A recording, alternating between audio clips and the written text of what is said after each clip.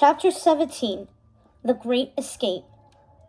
Wonderland Party Commission meeting at noon, Chester whispered to Red in the school hall later that morning.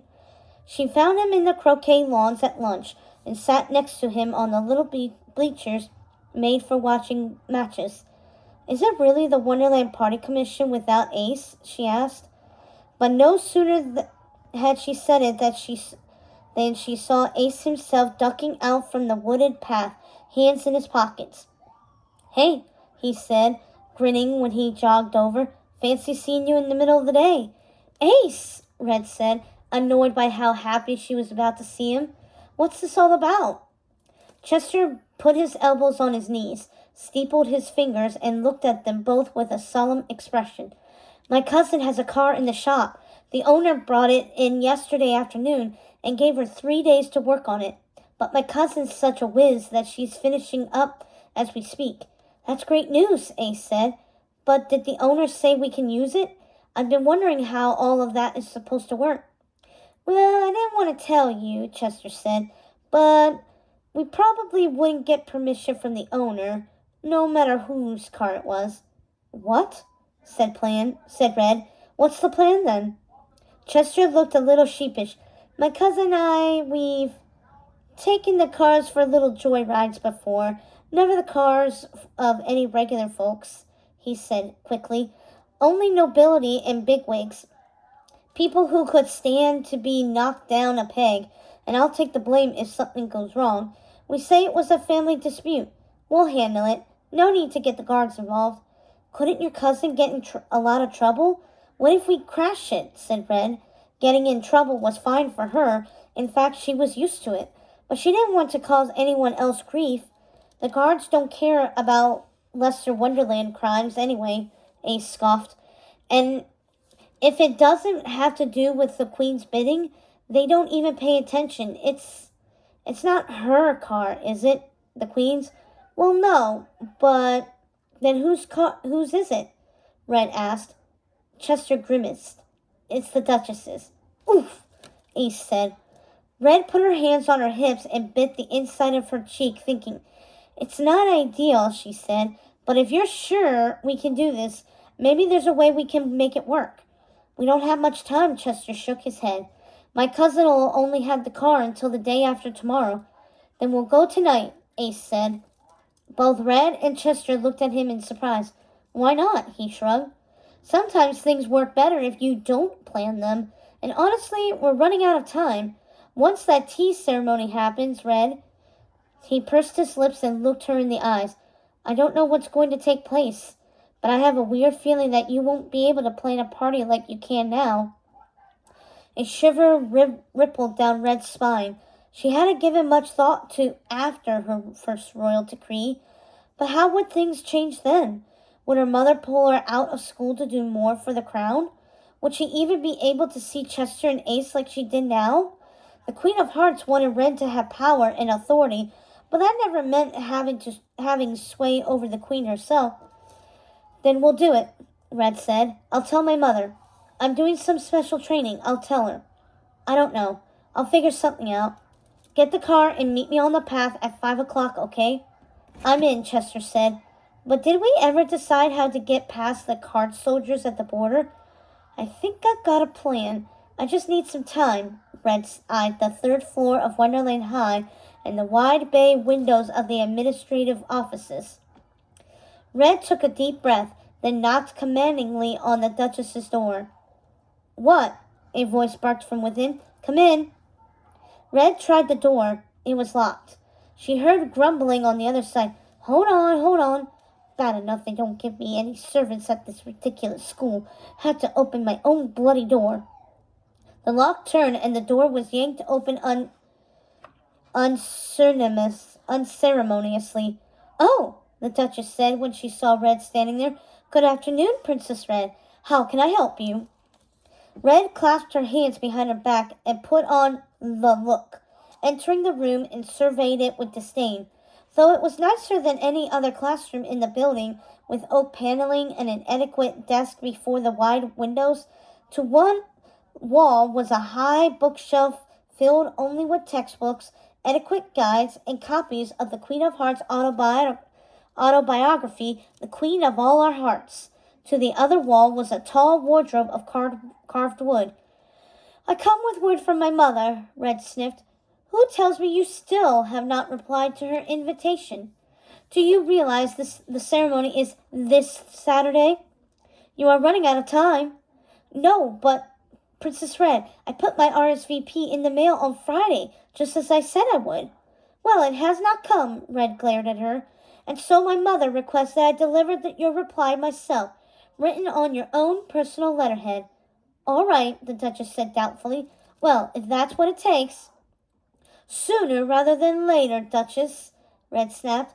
"I have training to attend."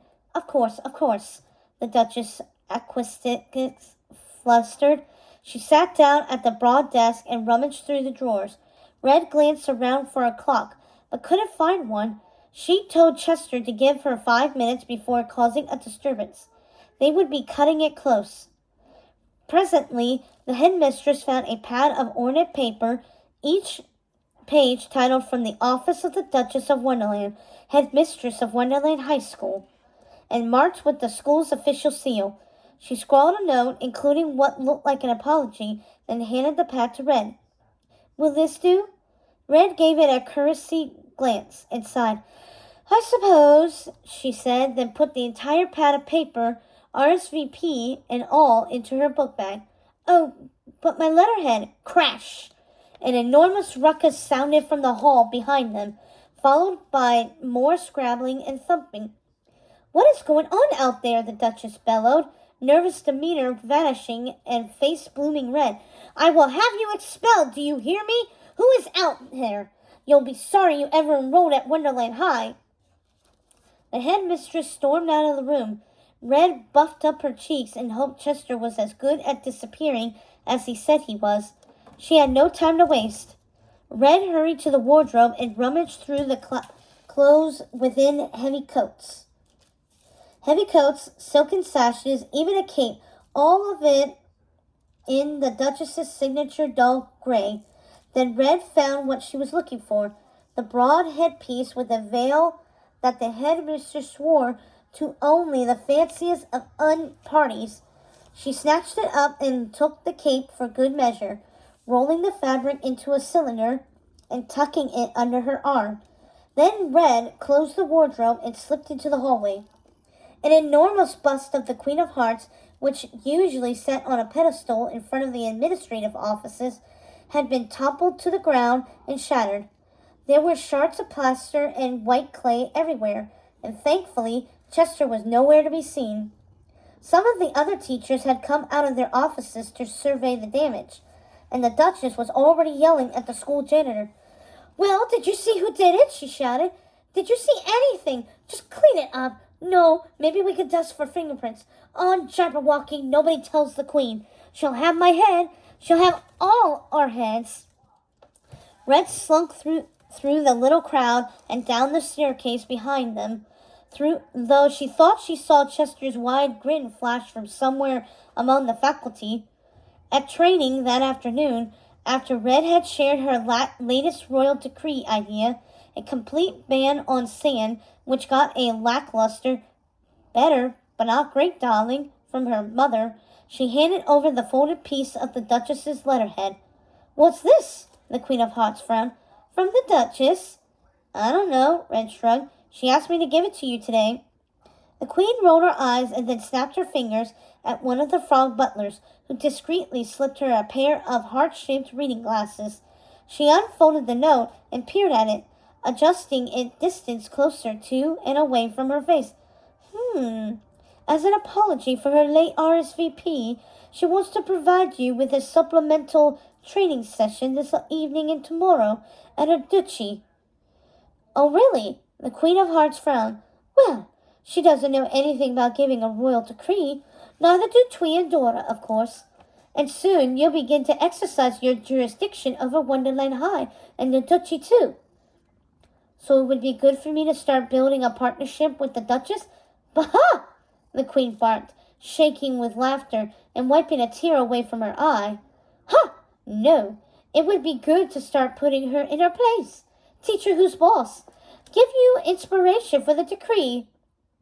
Do I have to? Red sighed, feigning reluctance. You do. The Queen of Hearts refolded the note and tossed it aside, not bothering to inspect it too closely. Though if she had, she might have noticed that the Duchess's handwriting bore a close resemblance to Red's. You'll learn to love it, though. Don't you worry, darling. All right, Red conceded. I'll pack a bag and wait for her outside. Before long, Red stood in front of the castle hedge maze with a stuffed duffel bag and a triumphant grin. When the Duchess's white roadster pulled around the force bend, she saw Chester's astonished face and Ace's gleeful one. Standing out here in broad daylight, Chester marveled when he pulled up. How did you do it? Don't worry about that, Red said. She threw the bag in the back seat and opened the zipper. Both of you, put these on. The boys unrolled the red pieces of cloth, finding them to be the standard tailcoats of the frog butlers. They were white button-down shirts and black bow ties. A bit snug, aren't they? Ace asked, pulling at the sleeves. They were the biggest I could find, Red said apologetically, and I'll be wearing this. She pulled the Duchess's gray fur-lined cape from the bag, throwing it over her shoulders. Next came the headpiece and veil that obscured her face. Spooky, Chester said. I never know it was you. Can you see out of that thing? More or less. Let's go. Better strap in. This thing really flies, Ace warned. With a pump on the gas, Chester sent the car lurching forward. They tore down the force path, the dusty evening growing deeper and darker as they made their way toward Tulgey Wood.